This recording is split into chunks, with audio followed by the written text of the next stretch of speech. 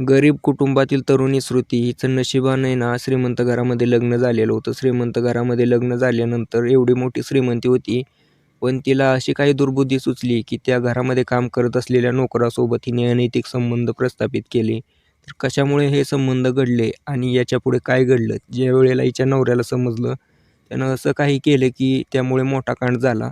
पूर्ण स्टोरी सांगणारा व्हिडिओला शेवटपर्यंत बघा मित्रांनो. व्हिडिओला लाईक करा, शेअर करा, चॅनल सबस्क्राईब नक्की करा. तर या महिलेचं नाव आहे श्रुती. हिचं 2 महिन्यापूर्वीच लग्न झालेलं होतं रमेश सोबत. रमेश तसा तर एका श्रीमंत घरातील पोरगा होता. त्याचं इच्छा होती की एका चांगल्या पोरीसोबत, श्रीमंत घरातील पोरीसोबत लग्न करावे. पण रमेशच्या वडिलांची इच्छा होती की विषय असा आहे की आपण तालुक्यातील सगळ्यात श्रीमंत व्यक्ती आहोत. आपल्याकडे 400-500 एकर रान आहे, शेती आहे, सगळे नोकर चाकर कामाला आहेत. तर आपण एका गरीब कुटुंबातील पोरीसोबत तुझं लग्न लावून द्यावं अशी इच्छा आहे म्हणले रमेशला त्याचे वडील. त्याने विचारलं असं का? तर त्याचे वडील म्हटले की कसं आहे आता माहिती आहे का, गरीब कुटुंबातील पोरगी चांगली असती, संस्कारी असती, नीट राहील आपल्यासोबत. श्रीमंत घरची केली तर ती जास्त माजल्यावणी करेल, पण गरीब घरची केली तर चांगल्या पद्धतीने खायला आपल्या घरी. रमेशला त्याच्या वडिलाचे विचार पटतात आणि तो होकार देतो यास. रमेशचा होकार मिळताच रमेशचे वडील स्थळ शोधायला चालू करतात. स्थळ शोधत असताना त्यांना एका पोरीबद्दल समजते, श्रुती नावाची.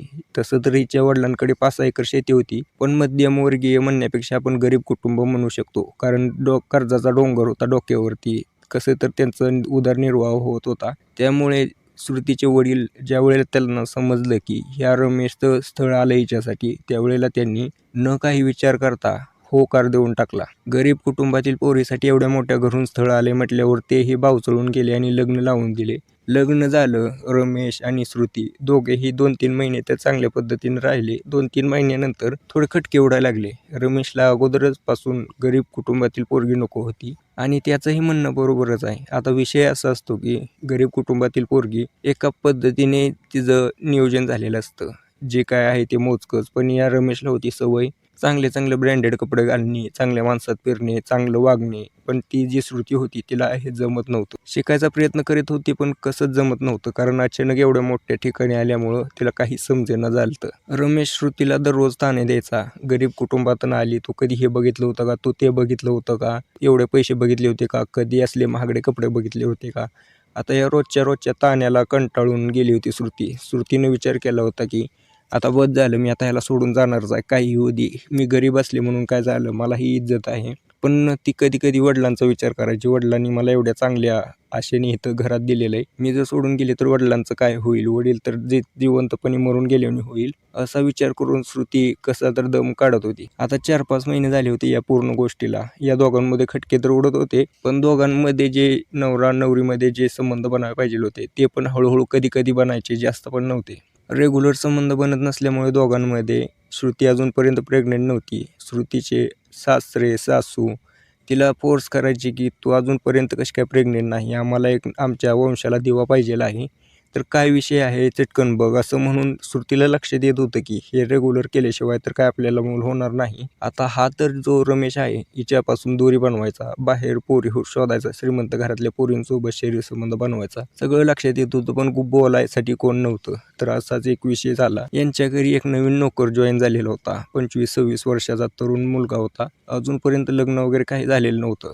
वडिलांचा थोड्या दिवसापूर्वी मृत्यू झाल्यामुळं त्याला घरची जबाबदारीमुळे कामाला यावं लागत होतं. तसं तर शिक्षण वगैरे भरपूर झालेलं होतं, पण गरीब कुटुंबातील पोरगा होता. या पोराचं नाव होतं आदित्य. आदित्य आता त्या ठिकाणी कामाला आल्यानंतर मन लावून काम करायचा. श्रुतीची नजर आदित्यवर पडली. आदित्य तिला पहिल्याच भेटीत आवडला, म्हणजे पहिल्याच नजरेत आवडला. पण आता विषय कसा आहे की याला कसे डोरे टाकायचे याच्यावरती त्याचा विचार चालू होता. तर आदित्य पहिल्या रानात काम करायचा, पण हळूहळू तिने तिच्या सासऱ्याला सांगून त्याला घरात काम करू लावून घेतलं. घराची साफसफाई करू लाग म्हणायची, हे उचल इथं ठेव, ते उचल इथं ठेव, असं म्हणत चांगली दोस्ती झाली या दोघांमध्ये, आदित्य आणि श्रुतीमध्ये. आता हे दोघं आपल्या गोष्टी शेअर करायला लागले, पर्सनल गोष्टी. आदित्य म्हणायचं की अशी अडचण आहे, मग ती श्रुती त्याला पैशाची मदत करायची. आदित्य ही असा म्हणायचं की वा किती भारी आहे पोरगी, एवढ्या श्रीमंत घरची सून असून आपल्याला भाव देते, आपल्यासोबत मन मोकळेपणाने बोलते आणि पैशाचीही मदत करते. आता ही याच्या पाठीमागे त्या श्रुतीचा वेगळाच काही विचार होता, तो त्याला लक्षात येत नव्हता. पण हळूहळू त्याच्याही लक्षात यायला लागलं की ही जी आहे पूर्ण भरून बसलेली आहे, हिला जे पाहिजे आहे ते माझ्याकडे आहे आणि हिला द्यावं लागेल, त्याशिवाय ही काय आपल्याला सोडणार नाही, असा विचार करून आदित्यही तिच्या जाळ्यात अडकायला लागला. एक दिवशी असंच आदित्य घरी आला होता आणि श्रुतीच्या सासरे सासू कोणीच नव्हते, नवरा पण नव्हता. त्यावेळेला आदित्य त्या श्रुतीला म्हटला, तुम्ही जे मला इशारे करतायत ना ते मला समजतात, पण काय विषय आहे की मी गरीब कुटुंबातील, तुम्ही श्रीमंत घरचे असून. ती श्रुती म्हणाली, नाही रे बाबा, मी पण गरीब घरचीच आहे, मलाही इथला कंटाळा आलाय, मलाही एक गरीब कुटुंबातील व्यक्ती पाहिजेल आहे, तर तू परफेक्ट आहे. तर असं म्हटल्यानंतर दोघं जवळ यायला लागले. जवळ आल्यानंतर दोघांचे शरीर संबंध बनले पहिल्यांदा. शरीर संबंध बनल्यानंतर मित्रांनो थोडे दिवसानंतर जी श्रुती होती ती प्रेग्नेंट झाली. आता यामध्ये विषय असा झाला की पहिल्याच भेटीत प्रेग्नेंट झाल्यामुळे श्रुती ही खुश झाली आदित्यवरती. आदित्यला एक बक्षीस म्हणून 50,000 रुपये दिले. त्यावेळेला आदित्यच्या डोक्याची टूप पेटली. आईला हिनं एकदा शरीर संबंध केलं तर आपल्याला 50,000 दिले, ही जे जर आपण शरीर संबंध करून व्हिडिओ बनवून ब्लॅकमेल केले तर आपल्याला लाखो रुपये भेटतील, असा विचार करून आदित्यच्या डोक्यात लालच आलं. त्यानं तिला नेक्स्ट वेळेला शरीर संबंध करण्यासाठी तिला आग आणली तिला. तर असं करून ज्यावेळेला सेकंड टाईमला शरीर संबंध करायला गेले दोघं, त्यावेळेला त्याने व्हिडिओ रेकॉर्ड करून घेतला. श्रुतीला त्याच्यानंतर दाखवला की हो व्हिडिओ आहे, तू मला जर पैसे नाही दिले 2 लाख रुपये तर मी हे तुझ्या नवऱ्याला दाखवीन. श्रुती पूर्णपणे अडकली होती. श्रुतीने ज्याच्यावरती विश्वास ठेवला होता त्यानेच विश्वासघात केला होता. श्रुतीच्या हातात आता काही नव्हते. तिचे व्हिडिओ त्याच्यापाशी होते, आदित्यपाशी. आता जो आदित्य बोलेल ते श्रुतीला करावंच लागायचे. आता आदित्य जो होता पैसे पण घ्यायचा, शरीर संबंध पण करायचा आणि वेगवेगळ्या मागण्या करायचा. हे असं यांचं 2-3 महिने चाललं. श्रुतीने आतापर्यंत आदित्यला 30 लाख रुपये दिले होते. हळूहळू रमेशच्या लक्षात यायला लागली की घरातील पैसे कुठे जाते तेवढं, कारण 10 लाख 5 लाख सारखे द्यायला लागली ना. त्यामुळे ट्रान्झॅक्शन बघून त्याने विचार केला की एवढे पैसे जात आहेत कुठे. त्याने लक्ष ठेवायला चालू केलं श्रुतीवरती. त्यावेळेला श्रुतीला एकदा आदित्यला पैसे देताना बघितले. त्यावेळेला रंगे हात पकडले दोघाला. तर दोघांनाही पकडून मारहाण केली आणि विचारलं काय आहे. तर श्रुतीने सांगितलं की असं असं झालं होतं. मी जी घटना तुम्हाला सांगितली ती श्रुतीने तिच्या नवऱ्याला सांगितली रमेशला. रमेशला हे ऐकून खूप राग आला.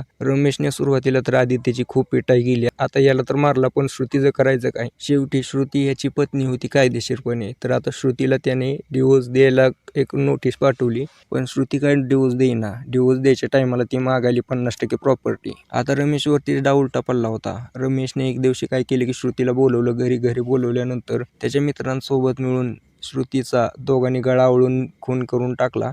खून केल्यानंतर उसात नेऊन टाकलं आणि त्याच्यावरती असं नखाने ओरबडलं, असं वाटावं की यांना कशाने तर एखाद्या वाघाने किंवा चित्त्याने जे आपले बिबट्या वगैरे आहे यांनी मारून टाकलं असेल वाटावं म्हणून टाकून दिलं. तुम्हाला सांगतो मित्रांनो, श्रुतीचे आई वडील इकडे शोधतायत कुठे गेली श्रुती. श्रुतीचे आई वडील ज्या वेळेला श्रुतीला बघतात उसामध्ये असं बघितल्यानंतर पडलेली, त्यावेळेला एवढं रडायला चालू करतात की सगळ्या आसपासच्या गावातील लोकांच्याही डोळ्यात पाणी येते. अशी पूर्ण दुर्दैवी घटना घडलेली होती. पोलिसांना फोन केला, पोलीस आले, बॉडी ताब्यात घेतली, पोस्टमार्टम केलं.